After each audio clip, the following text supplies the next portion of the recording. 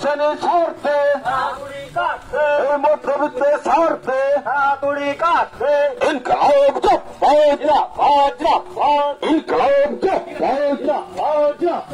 এই গরিবের 100 দিনের কাজ বন্ধ করে দেওয়া হলো কেন? পদার্থ তৃণমূল বিজেপি